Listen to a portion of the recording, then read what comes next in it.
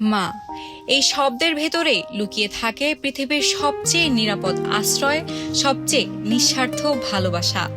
আর বিশ্ব মা দিবসে পৃথিবীর অন্যান্য দেশের মতো বাংলাদেশেও দিনটি পালিত হচ্ছে নানা আয়োজন আর ভালোবাসায়।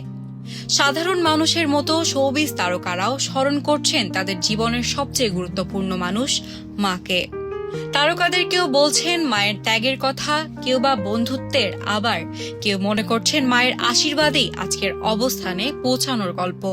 মাকে নিয়ে অভিনেতা অভিনেত্রীরা জানিয়েছেন নানান অনুভূতির কথা।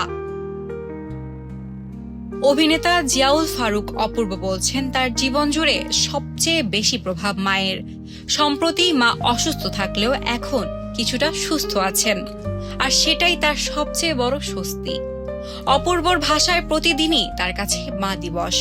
দেশে কিংবা বিদেশে যেখানেই থাকুন না কেন, তিনি অন্তত একবার মায়ের সঙ্গে কথা বলার চেষ্টা করেন। তিনি বাবাকে হারানোর পর এখন মাই তার জীবনের ছায়া, আশ্রয় আর আশীর্বাদ। অভিনেত্রী জয়া আহসান জানালেন তার সঙ্গে মায়ের সম্পর্ক বন্ধুর মতো।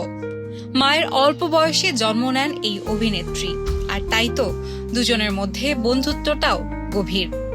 জয়ার বিশ্বাস মায়েদের আলাদা এক অনুভূতি থাকে, যেন না বললেও সন্তানেরা সবকিছু বুঝে ফেলতে পারেন। তার কথায় মা তার জীবন জুড়ে ছড়িয়ে আছেন প্রতিটি মুহূর্তে। অভিনেত্রী বিদ্যা সিনহা মিম মনে করেন তার অভিনয় জীবনের সবচেয়ে বড় শক্তি তার মা।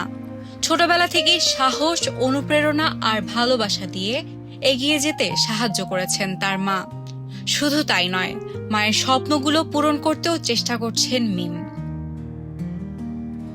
অভিনেতা আব্দুন নূর সজল জানালেন শোবিজে কাজ করার পেছনে সবচেয়ে বড় অবদান তার মায়ের। বাবা রাজি না থাকলেও মায়ের চেষ্টাতেই অভিনয় জগতে পথ চলা শুরু হয়েছিল তার।